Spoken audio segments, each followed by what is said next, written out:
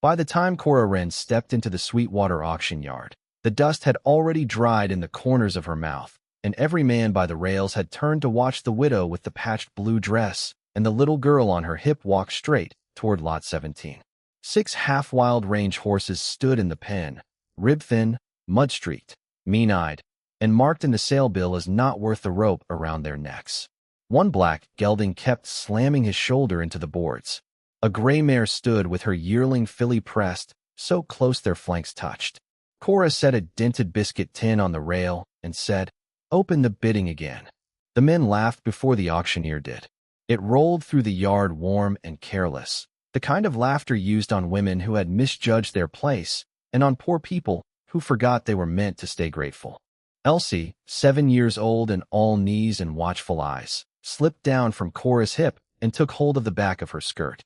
Before we go any farther, settle in wherever you are tonight and tell us in the comments where you're listening from. Stories like this feel warmer when we know who's sitting by the fire with us. The auctioneer, Ira Bell, wiped his mouth with the back of his hand.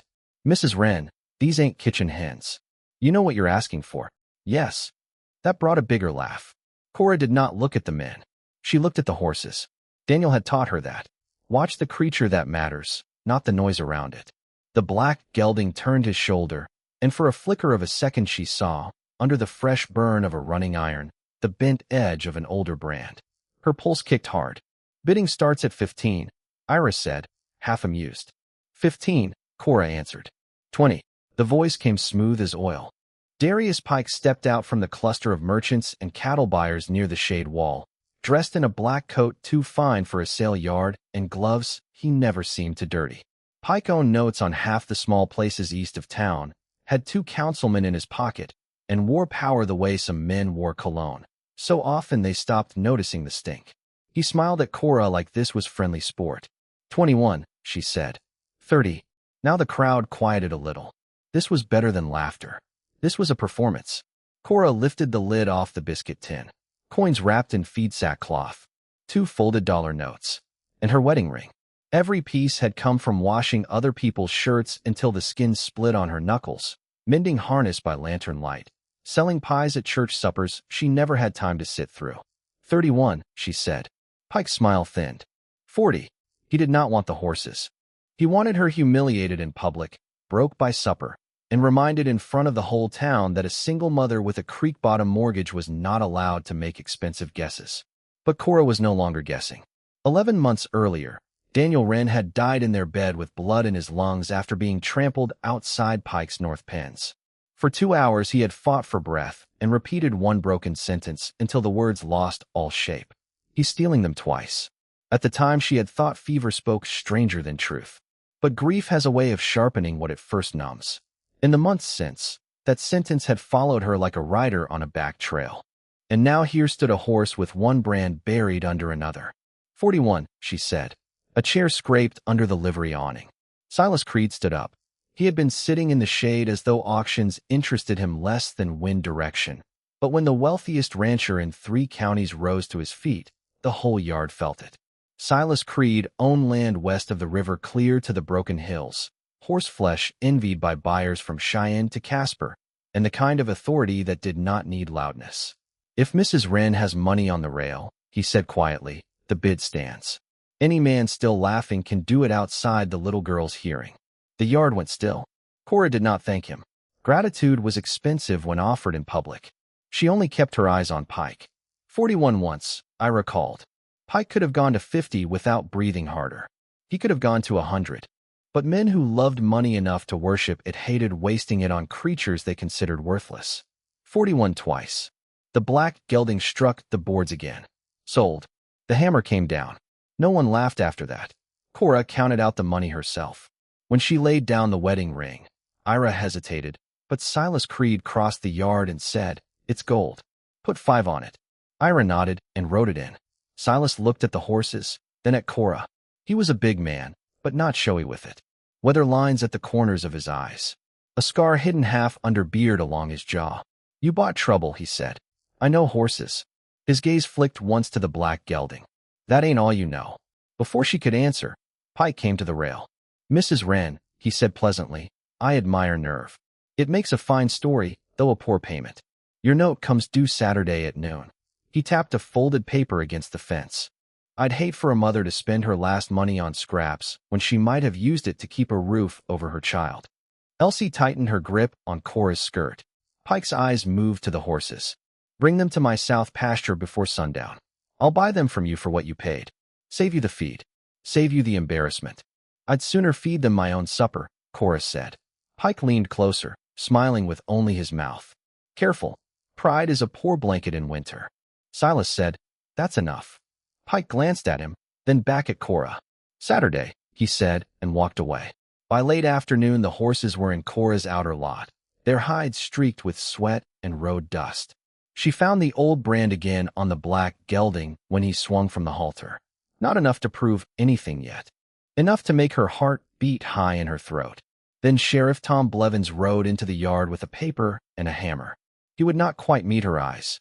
Cora, he said softly, I'm sorry. He nailed the notice to her gatepost in 3 hard blows. Mortgage in default. Property to be seized and sold if payment was not made by Saturday noon.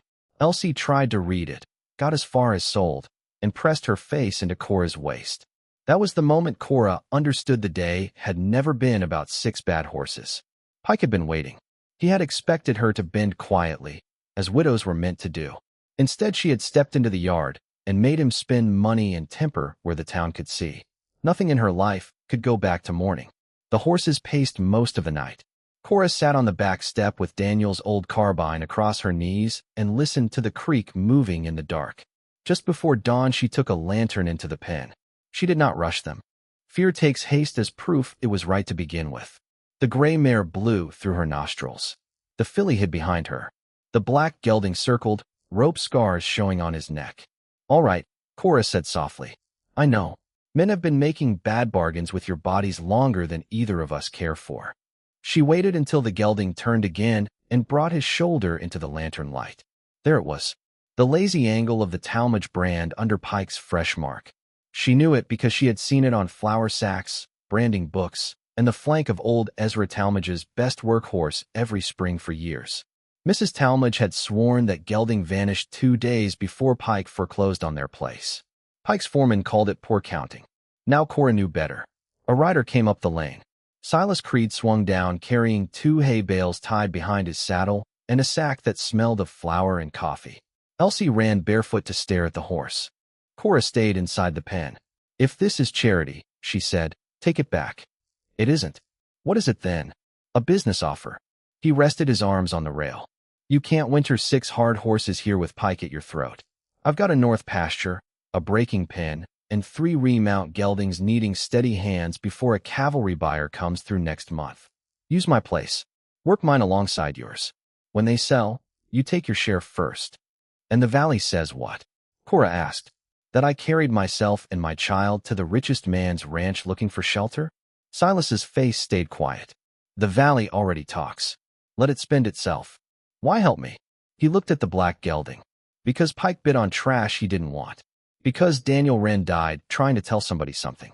And because folks laugh quickest at the thing they're most afraid might shame them. That line sat in the morning air like a struck bell.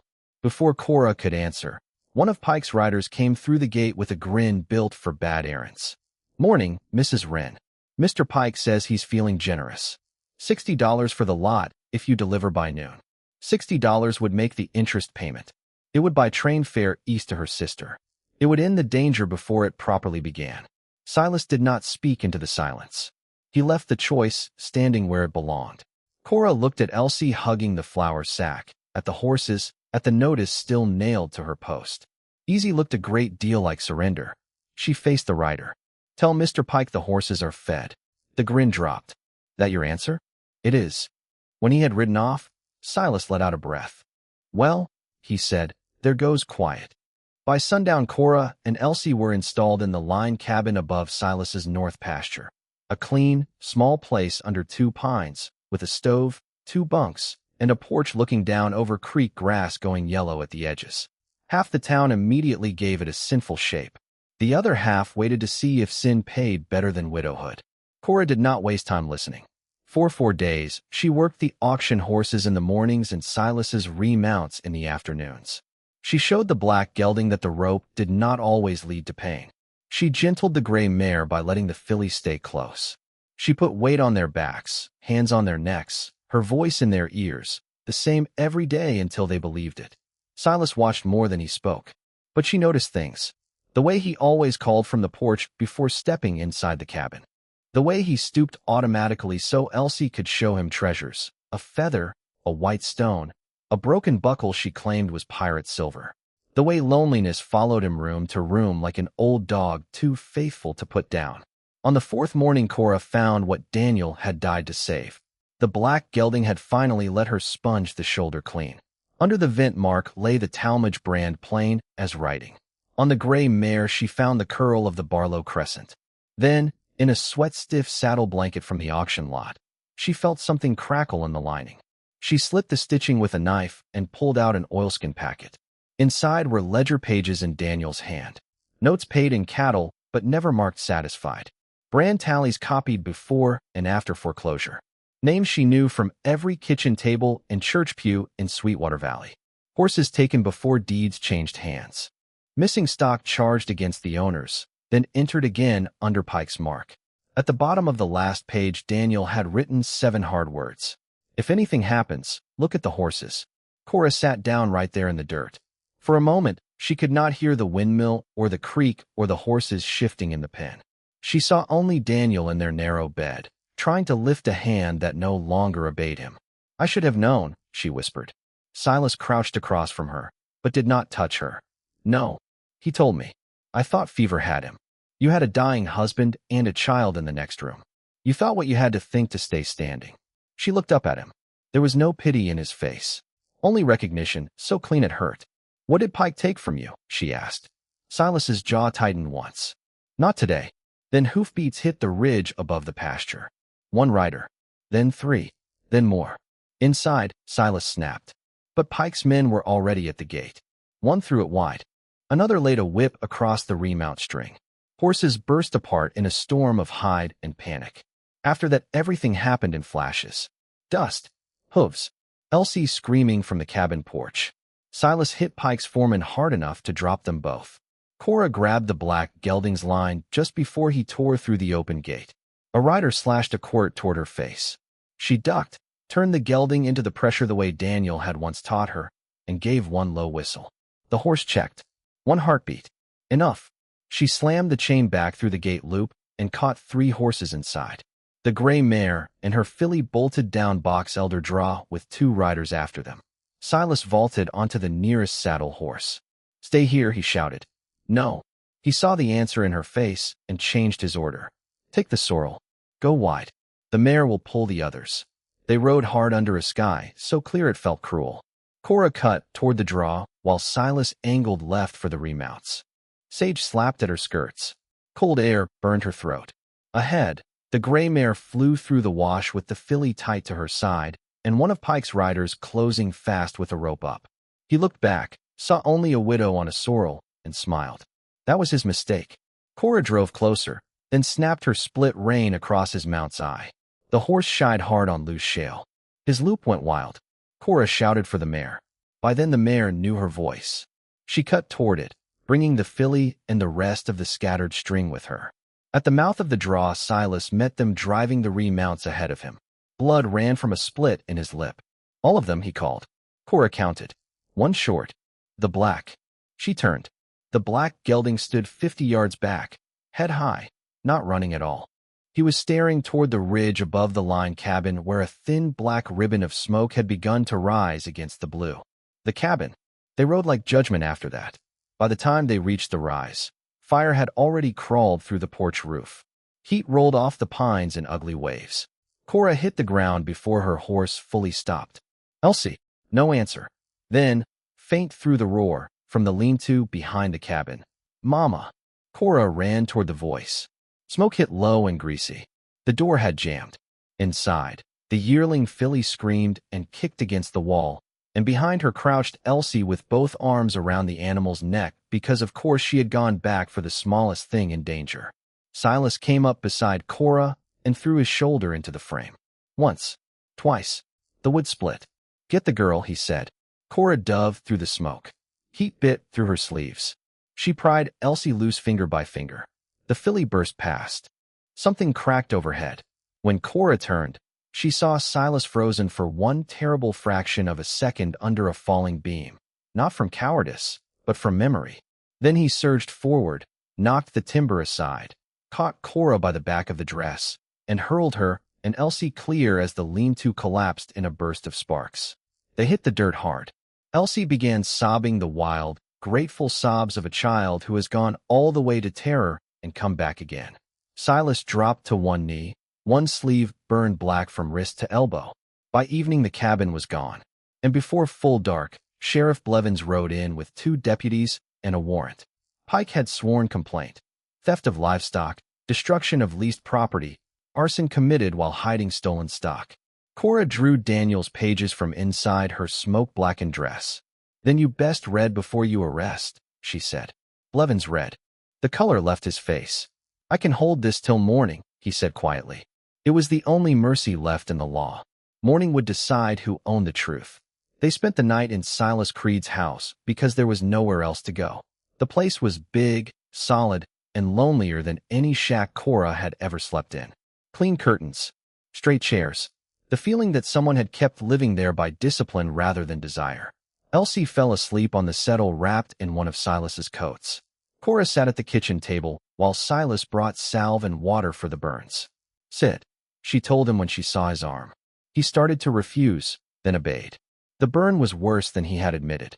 Cora dipped her fingers in the salve and worked carefully while lamplight trembled on the table between them. After a while she said, "You stopped in that doorway."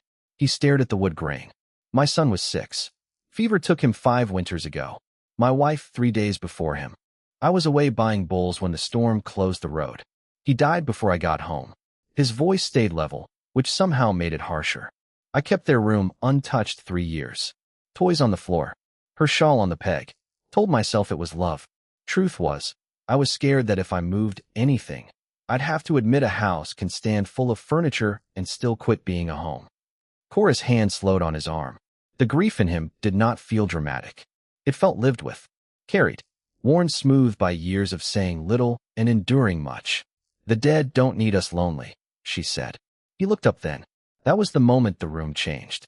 Not into romance. Into recognition. 2 people seeing the exact shape of each other's wound and not looking away. He drew a long breath. "No," he said. "I reckon they don't." He went to the mantel, took down a folded blue shawl, and laid it gently over sleeping Elsie. Together they spread Daniel's pages on the table. Pike had stolen stock before foreclosure, recorded it under new brands, then charged the owners for the missing animals.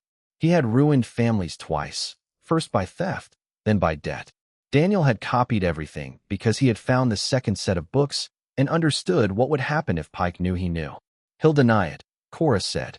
"He'll try. He owns too many mouths. Then we'll make him answer in front of more eyes." She looked at him. You found the proof," Silas said. "You'll speak it, but you won't stand there alone. If this story is moving you, then you're exactly who it was written for." A like and a subscribe tells us to keep bringing these quiet people the endings life doesn't always give them soon enough. Near dawn, Cora found a brass key in the pocket of the coat Silas had tucked around Elsie. "What's this for?" she asked. "The east room upstairs. I'm not sleeping in your bedroom. It's not for tonight." "What then?" He met her eyes across the pale kitchen light. "For the day you get tired of asking permission to feel safe." Sweetwater gathered early for the Saturday livestock inspection. The same yard that had laughed at Cora now filled before 9 with ranchers, church women, cowhands, merchants, and every soul within 10 miles who could smell a reckoning. Pike stood by the center pen in a spotless coat with the expression of a man injured by other people's disorder. Sheriff Blevins waited near the gate. Silas rode in with the 6 auction horses and his 3 remounts. Cora came beside him on the sorrel. Elsie sat in Sheriff Blevins's wife's wagon, furious to be kept safe. Pike spread his hands. "Sheriff, I'm glad the woman came peaceably. We can sort her confusion and return my stock." Cora swung down before Silas could offer a hand. "You mean the Talmadge's stock," she said, "and the Barlows, and the stock you took from every family before you took their land." A murmur moved through the crowd. Pike smiled. Wild claims from a grieving widow don't turn true because they're spoken loud. Cora reached into her saddlebag and handed Daniel's ledger pages not to the sheriff, but to Mrs. Talmadge herself. "Read the note your husband paid," she said. The old woman adjusted her spectacles. Her son leaned in to follow the writing. His face changed first. "It says paid in full," he said. 10 head and 1 bay gelding, March 12th. "Forgery," Pike said smoothly. Cora was already walking toward the black gelding. That horse, once half wild with pain, stood quiet when she put her hand on his neck. She took clippers from her pocket and began shearing the hair from his shoulder. The yard went so silent, she could hear the blades biting close. Fresh scar came first, then the older scar underneath, then the lazy angle of the Talmadge brand, clear as noon. A sound went through the crowd like wind in dry grass. Mrs. Talmadge made one broken noise and put her hand over her mouth. "Look at the gray mare," Cora said. The Barlow crescent rose under the clipped hair. Then the sorrel. Then the dun. By the fourth horse nobody was watching Cora anymore. They were watching Darius Pike. And nothing chills a powerful man faster than feeling belief leave a crowd one face at a time. Cora held up Daniel's final page. "My husband found Pike's second ledger. He learned Pike was taking stock before foreclosure, then charging the owners for losses he had already caused. He stole the beasts and the debt that followed them. He stole them twice." Pike's voice sharpened. "Your husband died in a drunken fall." "No," Cora said. "He died because he wouldn't keep lying for you." The whole yard went dead still. Pike laughed, but it came thin. "And can you prove that?" "No," said a new voice. "But I can prove the second ledger." Every head turned. Hollis Green, the banker who had backed Pike's notes for years, stood trapped between two deputies and his own conscience. Sweat shone on his upper lip. Pike looked at him with naked fury. "Careful." Green swallowed. "You said nobody would ever see the copies. You said Daniel Wren was already handled. That was not rescue from nowhere. That was rock collapsing because Cora had finally pried the floorboards up in daylight." She stepped closer to Pike. "You told every family here they failed fair and square. You took their stock first so the books would break against them. Then you bought their land cheap and called yourself shrewd." She pointed at the horses. "These carried your lies right back to town." Pike lunged. Not for her. For the ledger pages. Cora had expected that. Instead of backing away, she stepped in and turned her shoulder. Pike's own momentum drove him hard into the pen rails. The black gelding reared beside him, front hooves beating air inches from his face. Pike fell backward into the mud. The whole town saw it. Sheriff Blevins stepped forward. "Darius Pike, you are under arrest for fraud, livestock theft, falsifying county records, and suspicion in the death of Daniel Wren pending territorial inquiry." Pike looked around wildly. "Half this town owes me." Mrs. Talmadge answered before anyone else could. "Not anymore." That broke the spell. Voices rose on every side. Men demanded notes. Women demanded books. Hollis Green started spilling names, dates, drawers, secrets. Deputies hauled Pike upright with mud on his knees and terror finally plain on his face. He twisted once toward Cora. "You think this makes you powerful?" "No," she said. "I think it means I'm done being afraid of you." Justice came fast after that, because once cowardly men begin saving themselves, they talk with remarkable honesty. Pike's bank was shuttered by Tuesday. Investigators from Casper seized his ledgers. Foreclosures were voided. Mrs. Talmadge got her south pasture back. The Barlows reclaimed 2 mares and a line of credit they had thought gone forever.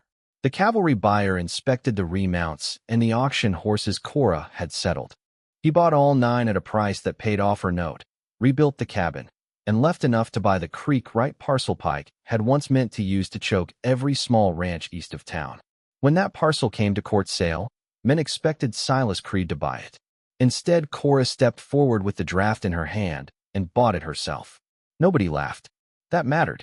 It mattered when women began coming to her kitchen with contracts and receipts, asking her to read the numbers before they signed. It mattered when men brought her difficult horses and spoke to her straight. It mattered when children in town stopped saying "poor Elsie" and started saying "Elsie Creed's pony can outrun yours," though the child corrected them sharply for presuming a last name before she had chosen it. Silas rebuilt the line cabin first, then her barn. He worked without speeches. She worked beside him.